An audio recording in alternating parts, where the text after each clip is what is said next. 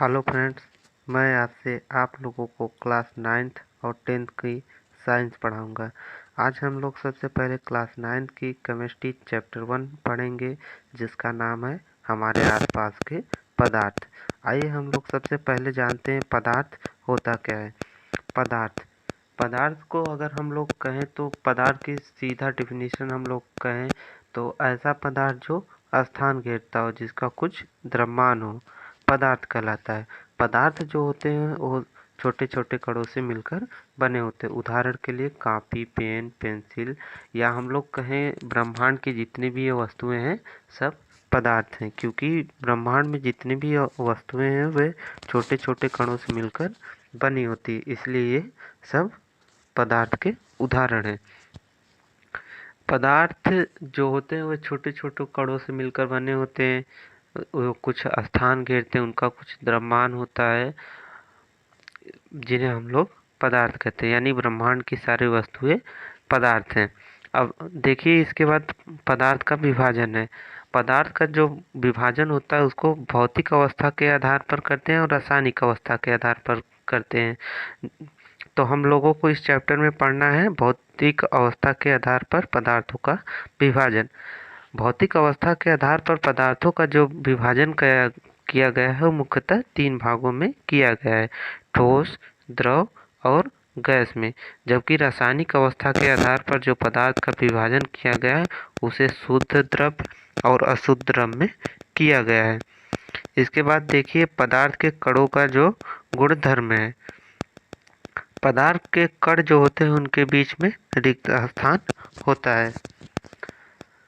पदार्थ जो होते हैं उनके कणों के बीच में रिक्त स्थान होता है। उसके बाद आप लोग देखेंगे दूसरा नंबर जो है, पदार्थ के कण निरंतर गतिशील होते हैं। जो पदार्थ के कण होते हैं वो निरंतर क्या होते हैं? गतिशील होते हैं। उसके बाद तीसरे नंबर पर पदार्थ के कण एक दूसरे को आकर्षित करते हैं।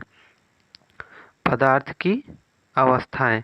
अब पदार्थ की कितनी अवस्थाएं उसको आइए हम लोग जानते हैं।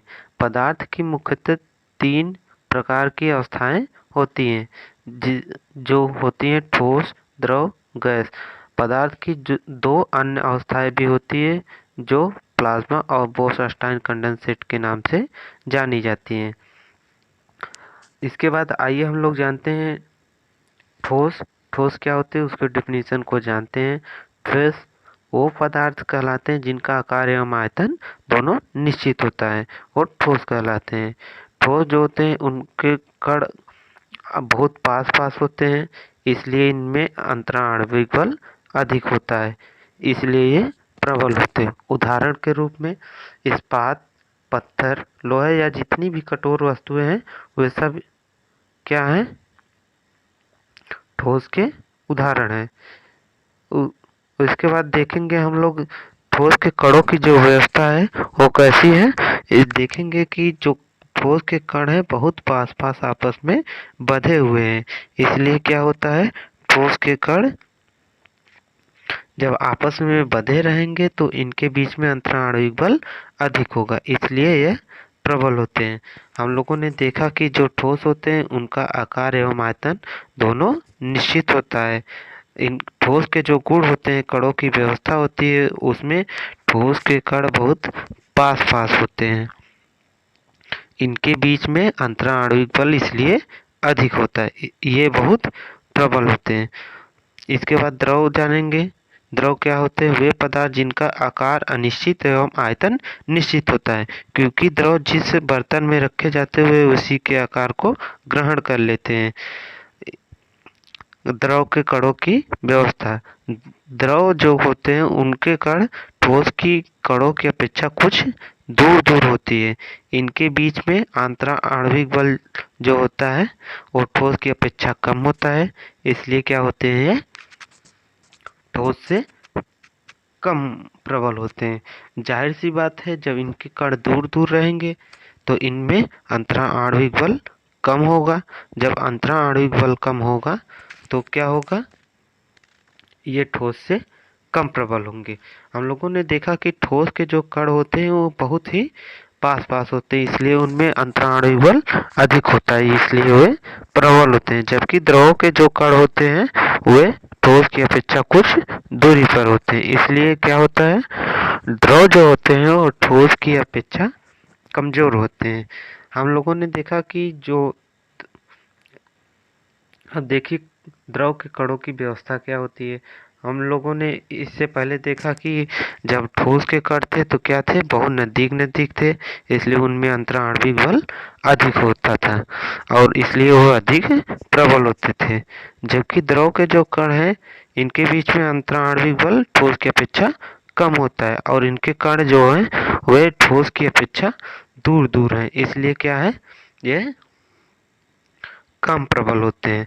उदाहरण के रूप में अगर हम लोग लेंगे तो जल हो गया या लिक्विड कोई वस्तुएं हो गई, वो सब क्या है, द्रव के उदाहरण है। तीसरा जो है गैस है, वे पदार्थ जिनका आकार एवं आयतन दोनों अनिश्चित होता है, वो क्या कहलाते हैं, गैस कहलाते हैं। हम लोगों ने देखा कि ठोस का आकार निश्चित एवं आयतन दोनों निश्चित था, जबकि द्रव का आकार अनिश्चित, आयतन निश्चित था। और तीसरा जो गैस है इसमें हम लोग देखते हैं कि आकार और आयतन दोनों अनिश्चित है। उदाहरण के रूप में सीएनजी, एलपीजी। सीएनजी बहुत से लोगों को पता नहीं होगा सीएनजी होते क्या है। सीएनजी एक प्रकार की गैस है जो कि यातायात के साधनों में प्रयोग किया जाता है। यह कम प्रदूषणशील होता है, इसका फुल फॉर्म होता है कंपाउंड नेचुरल गैस, जबकि एलपीजी का फुल फॉर्म होता है लिक्विड पेट्रोलियम गैस। इसके कणों की व्यवस्था जो देखेंगे तो ठोस और द्रव दोनों की अपेक्षा दूर दूर होती है। जो एलपीजी होता है लिक्विड पेट्रोलियम गैस, उसका हम लोग अधिक से अधिक प्रयोग कहाँ कर रहे हैं, रसोई घर में, क्योंकि जो चूल्हे पर खाना बनता है क्या होता है, उससे धुआं उत्पन्न होता है, वायु प्रदूषित होता है। अब अधिक से अधिक हम लोग जब सीएनजी एलपीजी का प्रयोग करेंगे तो क्या होगा, वातावरण शुद्ध रहेगा। अब इसके देखें गैस के कणों की व्यवस्था क्या होती है। गैस के कण द्रव के कणों की अपेक्षा दूर दूर होती है। जो गैस के कण होते हैं इन द्रव के और ठोस के कणों की अपेक्षा दूर दूर होते हैं। इनके बीच में अंतराणविक बल नगण्य के बराबर होता है, इसलिए ये ठोस नहीं होते हैं। जो गैस होते हैं इनके कणों की व्यवस्था हम लोगों ने देखा कि इनके कण दूर दूर होते हैं, इसलिए क्या होते हैं, ये बहुत ही भंगुर टाइप के होते हैं, यानी कमजोर टाइप के होते हैं। चौथा जो है प्लाज्मा। इस अवस्था में कण अत्यधिक उत्तेजित ऊर्जा वाले होते हैं, ये आयनीकृत के रूप में होते हैं। यह पदार्थ की चौथी अवस्था मानी जाती है। जो पदार्थ की चौथी अवस्था मानी जाती है वो क्या है, प्लाज्मा। और इस अवस्था में जो कण होते हैं अधिक ऊर्जा वाले होते हैं, इसलिए वह क्या होते हैं, एक्साइटेड रूप में होते हैं, आयनीकृत रूप में होते हैं। यह पदार्थ की चौथी अवस्था मानी जाती है। पांचवी जो अवस्था मानी जाती है बोस-आइंस्टाइन कंडेंसेट मानी जाती है। सन 1920 ईस्वी में भारतीय वैज्ञानिक सत्येंद्रनाथ बोस ने पदार्थ की पांचवी अवस्था के लिए कुछ गणनाएं की थी। उन गणनाओं के आधार पर बोस-आइंस्टाइन ने कुछ, या कहें कि पांचवी अवस्था के बारे में कुछ थ्योरी दी, जिससे इन दोनों के कंबाइंड नाम पर क्या पड़ गया, बोस-आइंस्टाइन कंडेंसेट। और उसके बाद हम लोग देखेंगे कि ठोस, द्रव, गैस अवस्थाओं की तुलना। ठोस जो होते हैं उनका आकार क्या होता है, निश्चित होता है। हम लोगों ने पहले ही देखा कि जो ठोस होते हैं उनके आकार निश्चित होते हैं, जबकि द्रव के आकार अनिश्चित होते हैं और गैस का आकार भी अनिश्चित होता है। आयतन जो होता है द्रव और ठोस के आयतन दोनों के निश्चित होता है, क्योंकि द्रव जिस बर्तन या पात्र में रखा जाता है वो उसी के आयतन का हो जाता है, और जबकि गैस का आकार एवं आयतन दोनों अनिश्चित रहता है।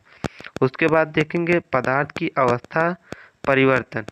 हम लोग देखेंगे कि पदार्थ, हम लोगों ने जाना पदार्थ तीनों अवस्थाओं में रह सकता है, यानी ठोस, द्रव, गैस, लेकिन हम इसको एक अवस्था से दूसरी अवस्था में परिवर्तित कर देते हैं।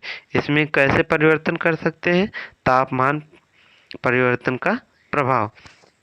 हम लोगों ने जाना कि पदार्थ तीनों अवस्थाओं में रह सकता है, ठोस, द्रव, गैस में। तापमान का प्रभाव क्या होता है? बर्फ रहता है, उसको अगर हम लोग गर्म कर देते हैं तो किस में बदल जाता है? जल में। जबकि जल को गर्म करते हैं तो किस में बदल जाता है? वाष्प में। और वाष्प को ठंडा करते हैं तो किस में बदल जाता है? वह पुनः परिवर्तित हो जाता है जल में। जबकि जल को पुनः अत्यधिक ठंडा कर देते हैं तो किस में बदल जाता है? ठोस में, यानी बर्फ में। यानी कहने का तात्पर्य यह हुआ कि जब बर्फ जैसे ठोस हो गया, उस पर ताप डाला जाता है तो किसमें प्रभावित बदल जाता है? वो द्रव में बदल जाता है। और जब द्रव में अत्यधिक ताप डाला जाता है तो क्या होता है? वाष्प में बदल जाता है। हम लोग देखते हैं कि जैसे फ्रिज में से अगर बर्फ़ निकालते हैं या आइसक्रीम लेते हैं तो वह जल के या वायु के संपर्क में आती है तो तापमान परिवर्तन होता है तो क्या होता है? धीरे धीरे गलने लगती है। अब देखिए, पदार्थ तीनों अवस्थाओं में रह सकता है, किस किस अवस्था में? ठोस, द्रव, गैस में। देखा हम लोगों ने, तापमान जब परिवर्तन हो रहा था तो उसमें ठोस बर्फ था, द्रव जल था, गैस वाष्प था। और इसके बाद देखिए क्वथनांक तथा द्रवणांक।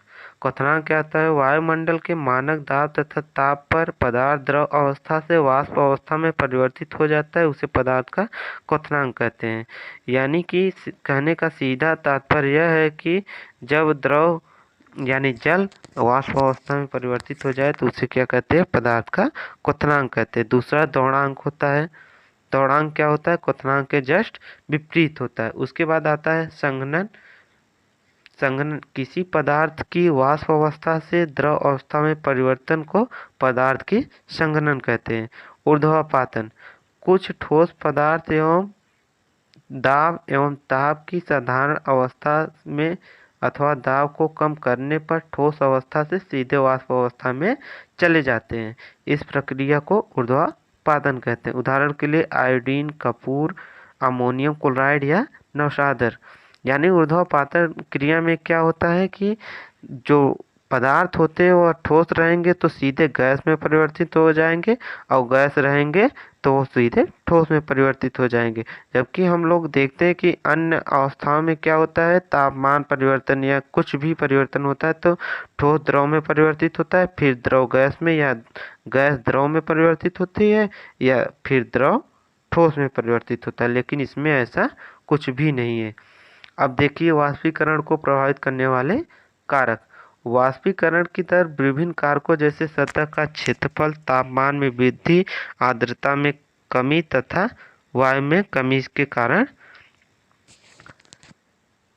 प्रभावित होती है। इसमें पहला कारक जो है सतह का क्षेत्रफल। सतही क्षेत्रफल बढ़ाने पर वाष्पीकरण की दर भी बढ़ जाती है। उदाहरण के लिए कपड़े सुखाने के लिए हम उन्हें फैला देते। तापमान में वृद्धि, यानी तापमान बढ़ाने पर अधिक कणों को पर्याप्त ऊर्जा मिल जाती है जिससे ये वाष्पीकृत हो जाते हैं। आर्द्रता में कमी, वायु में विद्यमान जल वाष्प की मात्रा को आर्द्रता कहते हैं।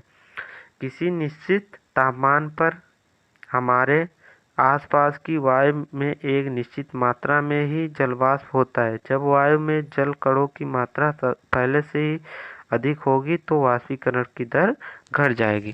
यानी वाष्पीकरण को जो प्रभावित करने वाले कारक हैं, पहला है सतह का क्षेत्रफल। यानी जैसे कि कपड़े सुखाने के लिए हम लोग क्या करते हैं, कपड़े को फैला देते हैं, यानी सतह को फैला देते तो वाष्पीकरण जल्दी से हो जाता है। और दूसरा है तापमान में वृद्धि। यानी जब तापमान में वृद्धि करते हैं तो कणों को क्या होती है, एक प्रकार की गतिज ऊर्जा मिल जाती है जिससे कि ये जल्दी से वाष्पीकृत हो जाते हैं। और तीसरा है आर्द्रता में कमी। अब देखिए चौथा है वायु की गति में वृद्धि। हम जानते हैं कि तेज वायु में कपड़े जल्दी सूख जाते हैं। वायु के तेज होने से जलवाष्प के कण वायु के साथ उड़ जाते हैं जिससे आसपास के जलवाष्प की मात्रा कम हो जाती है। और पांचवा देखिए वाष्पीकरण के कारण शीतलन। दैनिक जीवन में अनेक उदाहरण है जो वाष्पीकरण के कारण शीतलन प्रदान करते हैं, जो निम्नलिखित हैं। पहला है खुले हुए बर्तन में रखे द्रव में निरंतर वाष्पीकरण होता रहता है। वाष्पीकरण के दौरान कम हुई ऊर्जा को पुनः प्राप्त करने के लिए द्रव कण अपने आसपास से ऊर्जा अवशोषित करने लगता है, जिसके कारण क्या होता है, शीतलता प्राप्त होती है। उदाहरण के लिए हम लोग देखते हैं कि गर्मी में अगर मटके में पानी रख दिया जाता है तो क्या होता है, मटके का पानी ठंडा हो जाता है। क्यों ठंडा हो जाता है? जब वाष्पीकरण होता है तो मटका अपने आसपास से ऊर्जा अवशोषित करने लगता है, जिससे क्या होता है, मटके का पानी ठंडा हो जाता है। दैनिक जीवन में उसके बाद हम लोगों ने देखा वायु की गति में वृद्धि के कारण वाष्पीकरण कैसे प्रभावित होती है। जब वायु में गति अधिक होती है तो क्या होता है, कपड़े जल्दी सूख जाते हैं, या कोई भी वस्तुएं हो तो क्या होती है, जल्दी सूख जाती है। अगर वायु तेज रहती है तो क्या होता है कि जो जल के कण होते हैं वो वायु के साथ उड़ जाते हैं, जिसके कि आसपास की जलवाष्प की मात्रा जो होती है कम हो जाती है। इस कारण क्या होता है, जलवाष्प की मात्रा प्रभावित होती है। इसको प्रभावित करने वाले कारकों में जो कि वायु की गति में वृद्धि मुख्य है। इसके कारण हम लोग देखते हैं कि कपड़े जल्दी से सूख जाते हैं। उसके बाद हम लोगों ने देखा वाष्पीकरण के कारण शीतलन। दैनिक जीवन में हम लोग देखते हैं कि वाष्पीकरण जब होता है तो हमारे क्या होता है, शीतलता की प्राप्ति होती है। उसके बाद दूसरा एग्जाम्पल देखिए, वासी एसीटोन को हथेली पर रखने पर ठंडक का अनुभव होता है। जब एसीटोन या नाखून पॉलिश हटाने वाले द्रव्य को हथेली पर गिराते हैं तो इसके कण हथेली या आसपास से ऊर्जा प्राप्त कर लेते हैं और वाष्पीकृत हो जाते हैं, जिससे हथेली पर शीतलता महसूस होती है। हम लोग देखेंगे कि यूरिया होता है, यूरिया को हाथ में रखते हैं तो क्या होता है, ठंडक लगती है। क्यों ठंडक लगती है? और उसके बाद देखिए वाष्पीकरण तथा क्वथन में अंतर। वाष्पीकरण की क्रिया जो होती है प्रत्येक ताप पर हो जाती है। इस ताप निर्भर नहीं करता कि कब वाष्पीकरण की प्रक्रिया होगी। क्वथन की जो क्रिया है वह एक निश्चित ताप पर होती है। क्वथन की क्रिया के लिए 100 डिग्री तापमान की आवश्यकता होती है, जबकि वाष्पीकरण की क्रिया के लिए कोई भी तापमान मायने नहीं रखता। यह कभी भी किसी भी समय हो सकता है। उदाहरण के लिए देखेंगे कि जैसे किसी पात्र या तालाब नहर में पानी भरा रहता है तो क्या होता है, धीरे धीरे पानी वाष्प के रूप में परिवर्तित होता रहता है। वाष्पीकरण की जो प्रक्रिया है यह धीरे धीरे होती है, जबकि क्वथन की क्रिया जो होती है तेज होती है, क्योंकि यह बहुत ज़्यादा तापमान पर होती है। तीसरा है, यह क्रिया वायु के प्रवाह की गति तथा आर्द्रता से प्रभावित होती है। अगर वायु में आर्द्रता रहेगी या वायु की गति अधिक रहती है तो क्या होता है, वायु में आर्द्रता रहेगी तो वाष्पीकरण की क्रिया कम होगी, और वायु में गति रहेगी तो वाष्पीकरण की क्रिया अधिक होगी। जबकि वायु में गति या आर्द्रता से क्वथनांक की क्रिया में कोई अंतर नहीं पड़ता, क्योंकि क्वथनांक की क्रिया एक निश्चित और अधिक ताप पर होती है। इस चैप्टर में हम लोगों ने देखा कि पदार्थ का वर्गीकरण, वाष्पीकरण को प्रभावित करने वाले कारण और अन्य चीज़ों को हम लोगों ने पढ़ा। इसके बाद हम लोग अगले दिन पढ़ेंगे लेसन 1 का क्वेश्चन आंसर और सभी